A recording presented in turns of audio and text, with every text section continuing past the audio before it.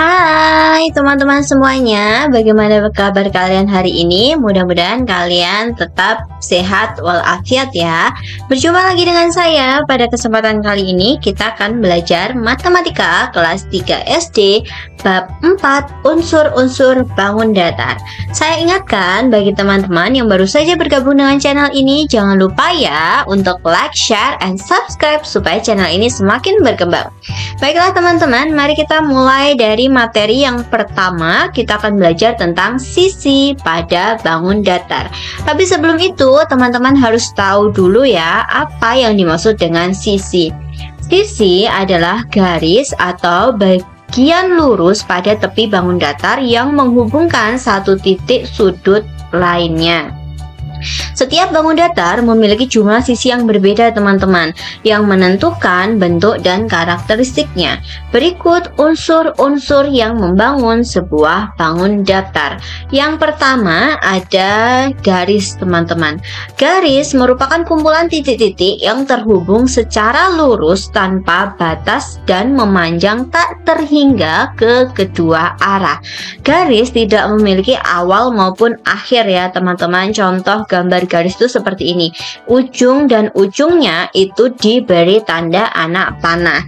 Garis di samping atau gambar garis CD itu disimbolkan dengan CD. Kemudian di atasnya itu ada garis seperti ini, yang kedua ujungnya diberi tanda anak panah ya teman-teman. Lalu unsur bangun datar yang kedua itu adalah sinar garis. Sinar garis merupakan bagian dari garis yang memiliki satu titik awal dan memanjang ke satu arah tanpa batas. Sinar garis hanya dapat diperpanjang pada satu arah yang digambarkan. Jadi seperti ini ya teman-teman. Ini ujung yang satunya itu adalah titik, kemudian ujung yang sebelah sini itu diberi tanda anak panah. Jadi yang hanya bisa diperpanjang pada tanda anak panah ini diperpanjang terus itu bisa. Tapi di ujung sebelah sini itu tidak bisa diperpanjang ya teman-teman. Gambar sinar garis AB disimbolkan dengan AB, kemudian atasnya dikasih tanda seperti ini, atau sama seperti yang gambar yang sebelah kiri ya. Lalu unsur bangun datar yang ketiga adalah ruas garis teman-teman. Ruas garis adalah bagian dari garis yang dibatasi oleh dua titik ujung sehingga memiliki panjang tertentu dan tidak berlanjut pada batas atau tidak bisa diperpanjang. Ruas garis tidak dapat berlanjut melainkan menjadi gabungan dari beberapa ruas garis. Contoh dari gambar ruas garis seperti ini teman-teman. Ujungnya itu berupa titik dan titik, kemudian dihubungkan. Gambar ruas garis ini PQ disimbolkan dengan PQ, di atasnya hanya garis lurus tanpa tambahan elemen apapun. Lalu yang keempat, ini ada kurva teman-teman. Gambar di samping adalah contoh gambar kurva atau bisa juga disebut dengan garis lengkung. Sampai sini bisa membedakan ya teman-teman antara garis, sinar garis, ruas garis maupun kurva. Oke, bagus sekali. Kita lanjutkan ke materi yang kedua teman-teman, yaitu kita akan belajar mengukur panjang ruas garis. Skala atau penggaris itu digunakan untuk menggambar ruas garis lurus dengan panjang tertentu teman-teman. Selain itu, skala atau penggaris itu juga bisa kita gunakan untuk mengukur panjang ruas garis. Penggaris pendek ini memiliki satuan cm atau bisa kita singkat dengan cm pada satu sisi, dan satu sisi lainnya itu dengan satuan inch teman-teman.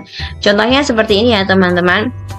Ini adalah penggaris pendek di mana satuannya itu hanya sampai 20 cm. Pada bagian satuan cm ini ya teman-teman, dari 0 sampai 1, ini 1 itu 1 cm, itu terdapat garis-garis yang membagi panjang 1 cm menjadi 10 bagian kecil-kecil. Jadi nanti kalau teman-teman hitung dari angka 0 ke angka 1 itu akan ada 10 garis. Kalau teman-teman nggak percaya, mari kita hitung sama-sama ya. Ini ada 1, 2, 3, 4, 5, 6, 7, 8, 9, 10.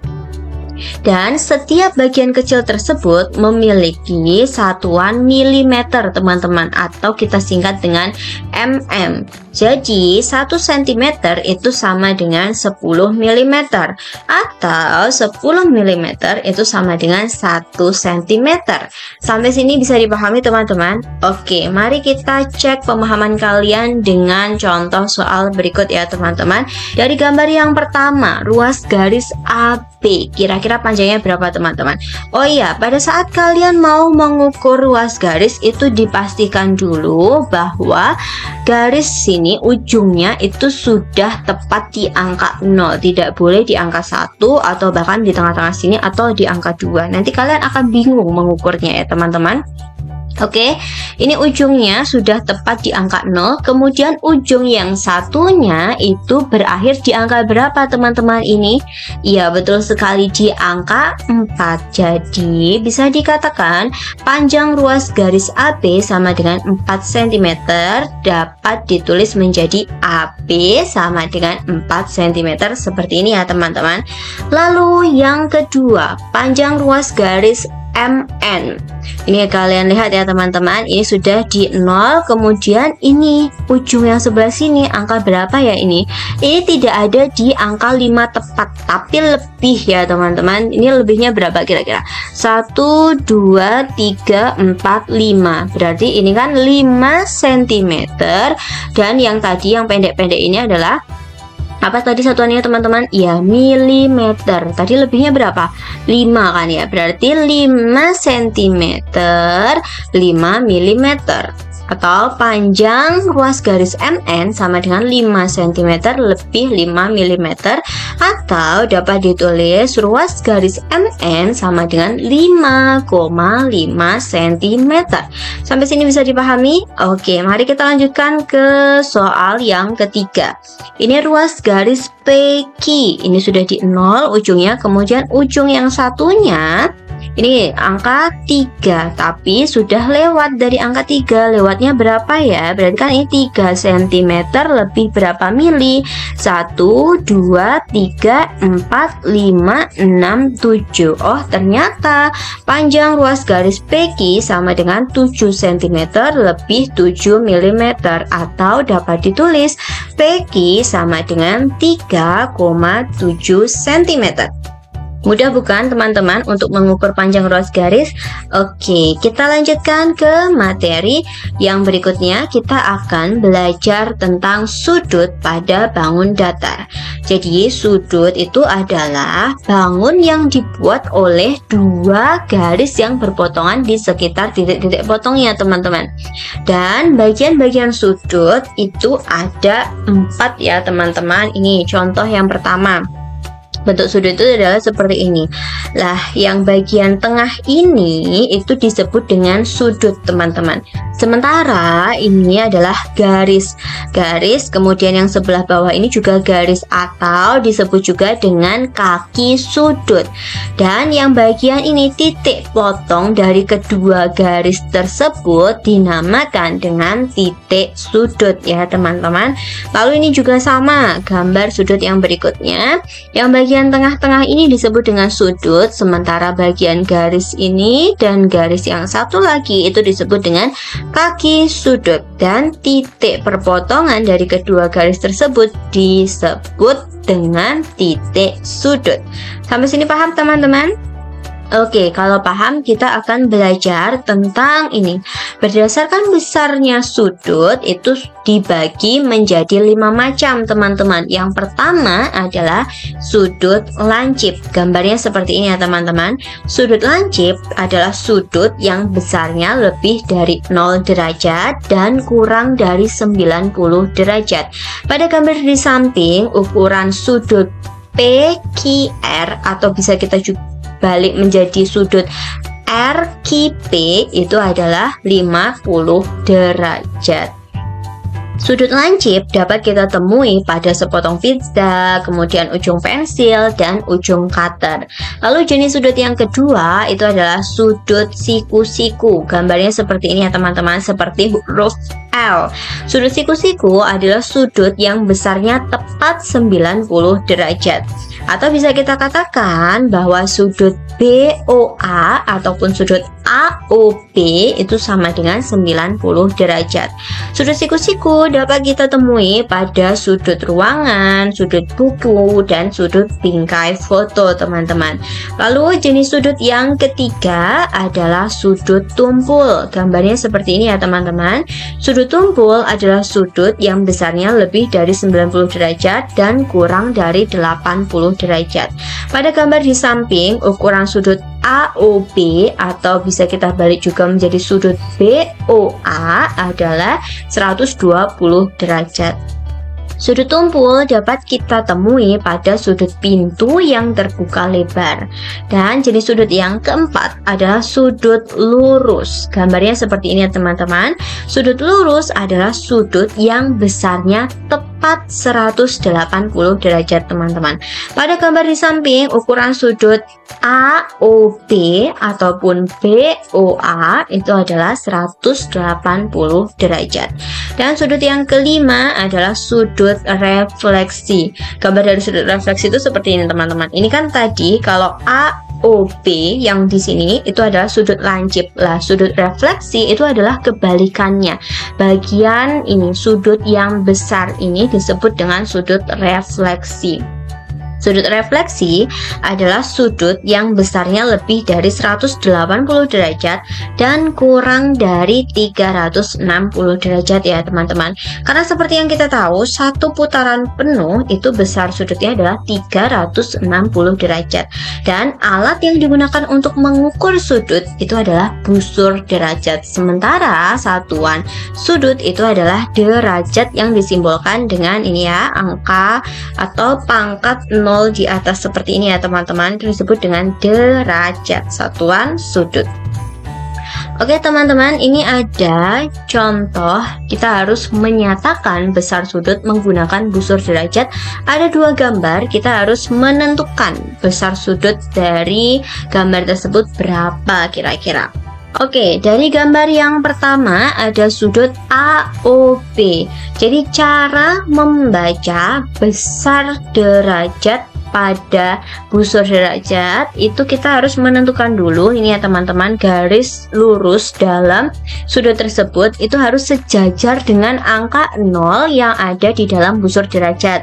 Ini sudah ada angka 0 ya, teman-teman, garis lurusnya. Lalu yang kita baca adalah garis miringnya ini, teman-teman. Ini menunjukkan angka berapa? Apakah kita membaca angka yang ada di sini 150 atau kita baca yang 30, teman-teman, besar sudutnya? Kira-kira menggunakan angka yang mana? Iya, kita menggunakan angka yang atas. Kenapa kita gunakan angka yang atas? Karena angka 0 yang kita pakai itu adalah angka yang ada di atas ini. Otomatis yang harus kita baca adalah angka yang ada di atas ini.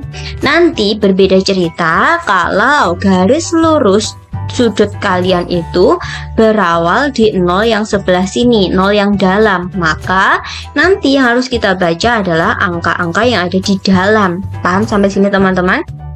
Oke, jadi besar sudut AOB itu adalah 30 derajat, atau bisa kita balik juga, besar sudut BOA adalah 30 derajat. Lalu gambar yang kedua, ini ada sudut NOM. Ini ya, angka 0-nya sudah ada di garis lurus. Kemudian ini kita baca M-nya itu berakhir di angka berapa, teman-teman? Ya, di angka 120. Berarti sudut MON adalah 120 derajat atau sudut NOM itu adalah 120 derajat.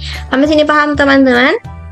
Oke, kita lanjutkan ke materi garis-garis tegak lurus dan garis-garis sejajar. Yang pertama, garis-garis tegak lurus, teman-teman. Garis-garis tegak lurus itu adalah ketika dua garis berpotongan atau bertemu satu sama lain dan membentuk sudut siku-siku, maka dinamakan garis tegak lurus. Dan simbol garis tegak lurus itu adalah seperti ini, teman-teman, seperti T kapital yang kebalik. Contoh dari garis tegak lurus seperti ini teman-teman. Ada 3 gambar. Kira-kira apakah ketiga gambar ini membentuk garis tegak lurus teman-teman? Mari kita cek satu persatu. Dari gambar yang pertama, ini ada gambar garis PQ berpotongan dengan garis RS. Apakah mereka garis-garis tegak lurus teman-teman? Ya, dilihat ya. Jadi PQ dan RS adalah garis tegak lurus karena membentuk ini teman-teman, sudut siku-siku atau perpotongannya ini besarnya adalah 90 derajat. Sehingga dapat ditulis PQ tegak lurus RS. Lalu gambar yang kedua, ada garis KL berpotongan dengan garis MN. Apakah garis tegak lurus teman-teman?